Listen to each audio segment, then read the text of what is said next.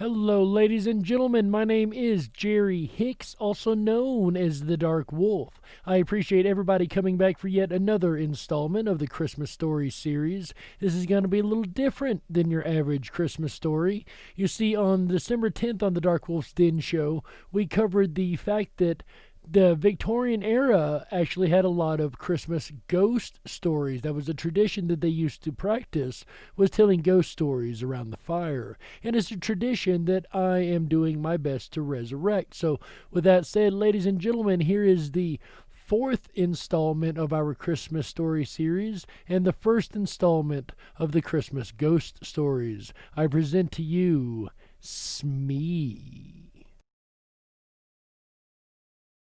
Smee by A.M. Barrage, as narrated by Jerry the Dark Wolf Hicks. "No," said Jackson with a deprecatory smile. "I'm sorry. I don't want to upset your game. I shan't be doing that because you'll have plenty without me, but I'm not playing any games of hide and seek. It was Christmas Eve, and we were a party of 14 with just the proper leavening of youth.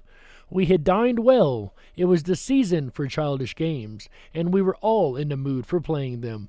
All, that is, except Jackson. When somebody suggested hide and seek, there was rapturous and almost unanimous approval. His was the one dissentient voice. It was not like Jackson to spoil sport or refuse to do as others wanted. Somebody asked him if he were feeling seedy. "No," he answered. "I feel perfectly fit, thanks, but," he added with a smile which softened without retracting the flat refusal, "I'm not playing hide and seek." "Why not?" someone asked. He hesitated for a moment before replying. "I sometimes go and stay at a house where a girl was killed. She was playing hide and seek in the dark. She didn't know the house very well. There was a door that led to the servants' staircase. When she was chased, she thought the door led to a bedroom. She opened the door and jumped, and landed at the bottom of the stairs. She broke her neck, of course." We all looked serious. Mrs. Fernley said, "How terrible! And you were there when it happened?" Jackson shook his head sadly. "No," he said, "but I was there when something else happened, something worse." "What could be worse than that?" "This was," said Jackson. He hesitated for a moment. Then he said, "I wonder if any of you have ever played a game called Smee. It's much better than hide and seek.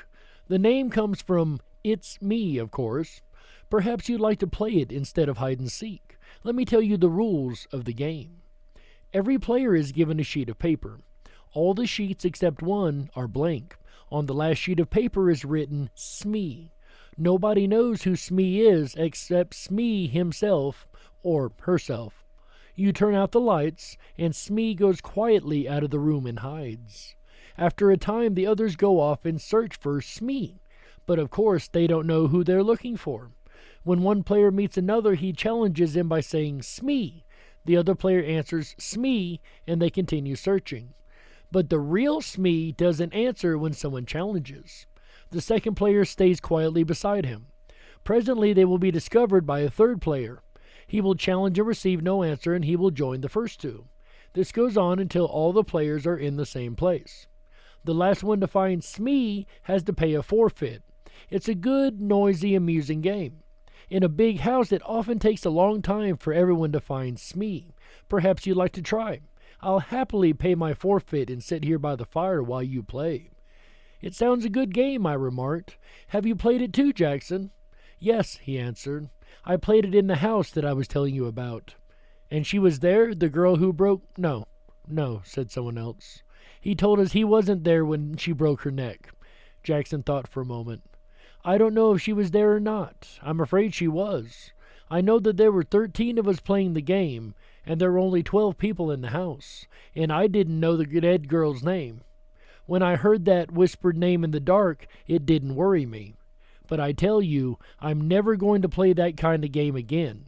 It made me quite nervous for a long time. I prefer to pay my forfeit at once." We all stared at him. His words did not make sense at all. Tim Vooch was the kindest man in the world. He smiled at us all. "This sounds like an interesting story," he said. "Come on, Jackson. You can tell it to us instead of paying a forfeit." "Very well," said Jackson. And here is the story. Have you met the Sangstons? They're cousins of mine, and they live in Surrey. 5 years ago, they invited me to go and spend Christmas with them. It was an old house with lots of unnecessary passages and staircases. A stranger could get lost in it quite easily. Well, I went down for that Christmas. Violet Sangston promised me that I knew most of the other guests. Unfortunately, I could not get away from my job until Christmas Eve. All the other guests had arrived there the previous day. I was the last to arrive, and I was only just in time for dinner.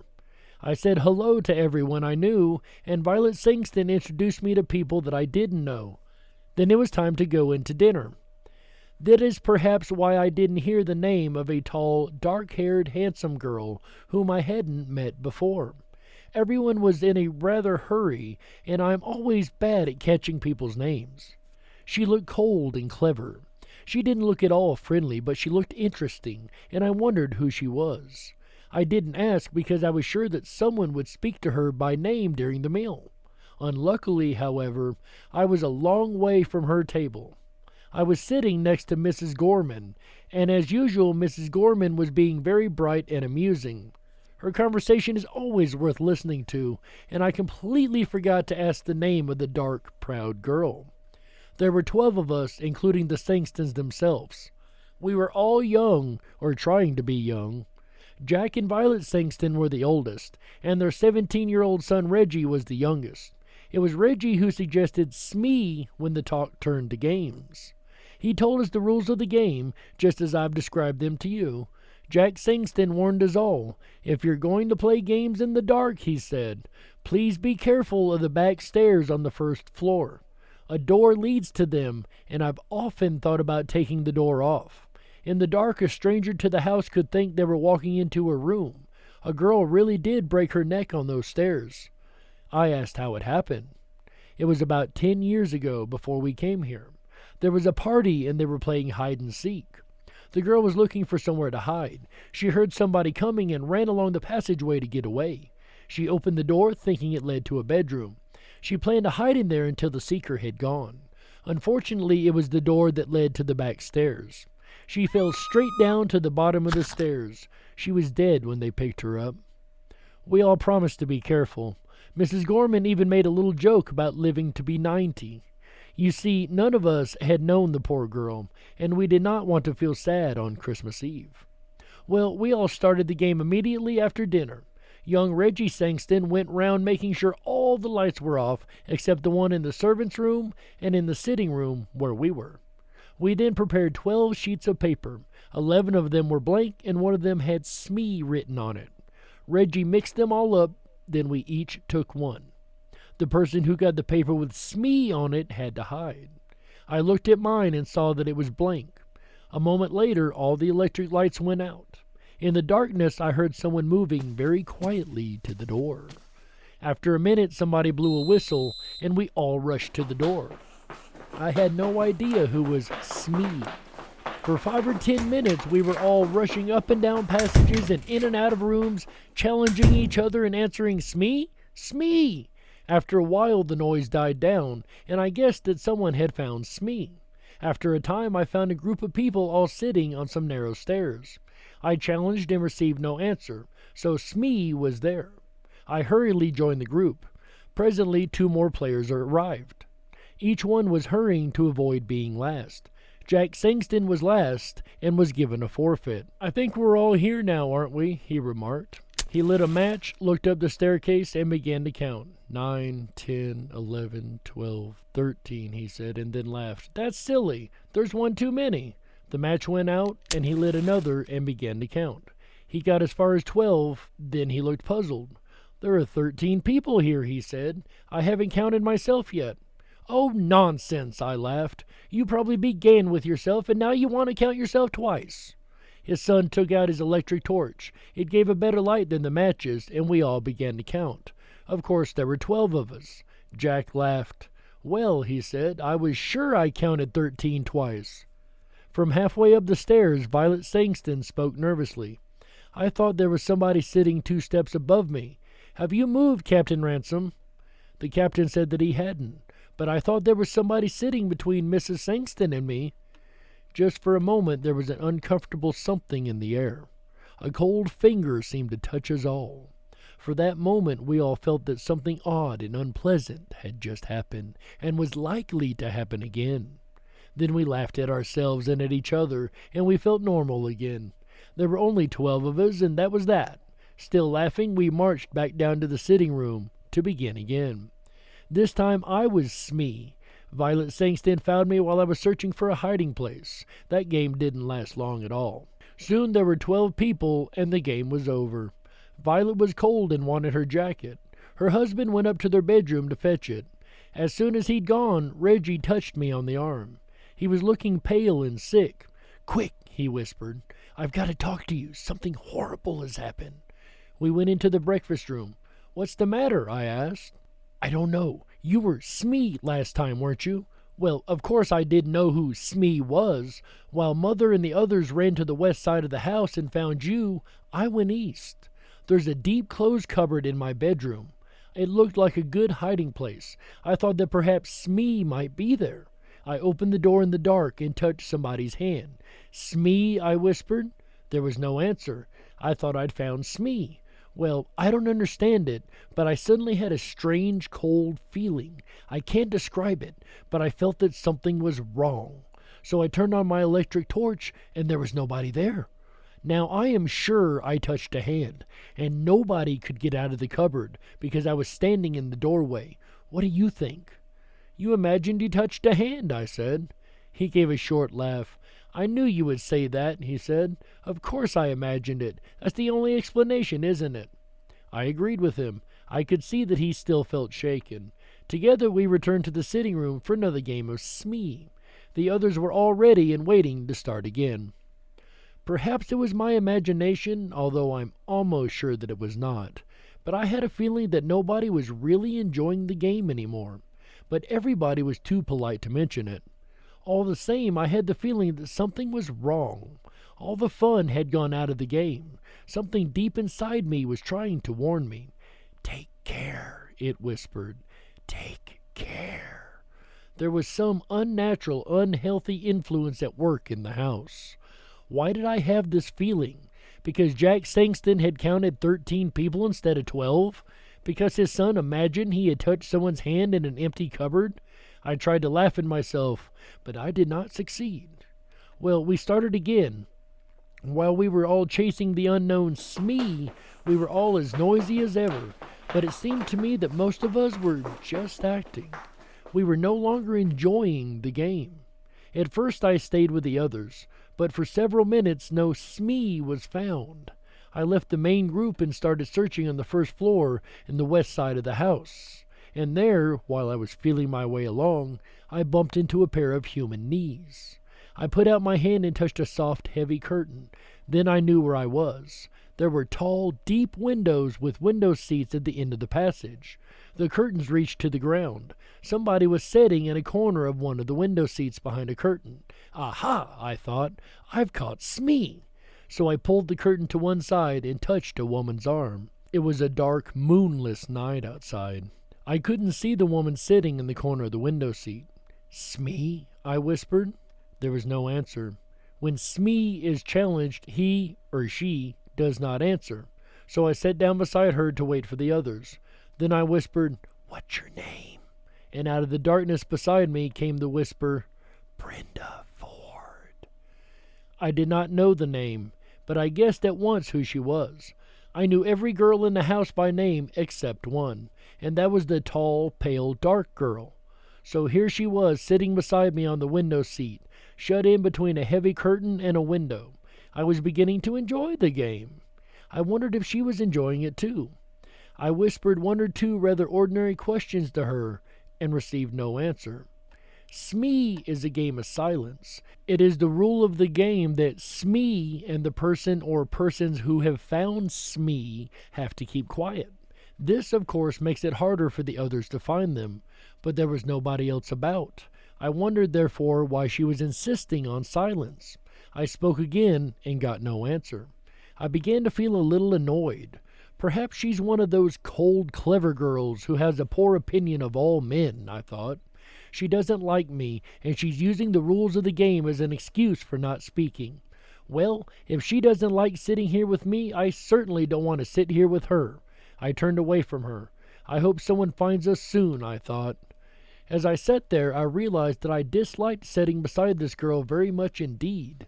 That was strange. The girl I had seen at dinner had seemed likable in a cold kind of way. I noticed her and wanted to know more about her. But now I really felt uncomfortable beside her. The feeling of something wrong, something unnatural, was growing. I remembered touching her arm, and I trembled with horror. I wanted to jump up and run away. I prayed that someone else would come along soon. Just then I heard the light footsteps in the passage. Somebody on the other side of the curtain brushed against my knees. The curtain moved to one side, and a woman's hand touched my shoulder. "Smee?" whispered a voice that I recognized at once. It was Mrs. Gorman. Of course, she received no answer. She came and sat down beside me, and at once I felt very much better. "It's Tony Jackson, isn't it?" she whispered. "Yes," I whispered back. "You're not Smee, are you?" "No, she's on my other side." She reached out across me. I heard her fingernails scratch a woman's silk dress. "Hello, Smee. How are you? Who are you? Oh, it's against the rules to talk, right? Never mind. Tony will break the rules. Do you know, Tony, this game is beginning to annoy me a little. I hope they aren't going to play it all evening. I'd like to play a nice, quiet game, all together beside a warm fire." "Me too," I agreed. "Can't you suggest something to them? There's something rather unhealthy about this particular game. I'm sure I'm being very silly, but I can't get rid of the idea that we've got an extra player, somebody who ought not to be here at all." That was exactly how I felt, but I didn't say so. However, I felt very much better. Mrs. Gorman's arrival had chased away my fears. We sat talking. "I wonder when the others will find us," said Mrs. Gorman. After a time we heard the sound of feet and young Reggie's voice shouting, "Hello? Hello? Is anybody there?" "Yes," I answered. "Is Mrs. Gorman with you?" "Yes." "What happened to you? You've both got forfeits. We've all been waiting for you for hours. But you haven't found Smee yet," I complained. "You haven't, you mean. I was Smee the whole time." "But Smee is here with us," I cried. "Yes," agreed Mrs. Gorman. The curtain was pulled back and we sat looking into the eye of Reggie's electric torch. I looked at Mrs. Gorman, then on my other side. Between me and the wall was an empty space on the window seat. I stood up at once. Then I sat down again. I was feeling very sick, and the world seemed to be going round and round. "There was somebody there," I insisted, "because I touched her." "So did I," said Mrs. Gorman in a trembling voice. "And I don't think anyone could leave this window seat without us knowing." Reggie gave a shaky little laugh. I remembered his unpleasant experience earlier that evening. "Somebody's been playing jokes," he said. "Are you coming down?" We were not very popular when we came down to the sitting room. "I found the two of them sitting behind a curtain on a window seat," said Reggie. I went up to the tall, dark girl. "So you pretended to be Smee and then went away," I accused her. She shook her head. Afterwards, we all played cards in the sitting room, and I was very glad. Sometime later, Jack Sangston wanted to talk to me. I could see that he was rather cross with me, and soon he told me the reason. "Tony," he said, "I suppose you're in love with Mrs. Gorman. That's your business. But please don't make love to her in my house during a game. You kept everyone waiting. It was very rude of you, and I'm ashamed of you." "But we were not alone," I protested. "There was somebody else there. Somebody who was pretending to be Smee. I believe it was that tall, dark girl, Mrs. Ford. She whispered her name to me. Of course she refused to admit it afterwards." Jack Sangston stared at me.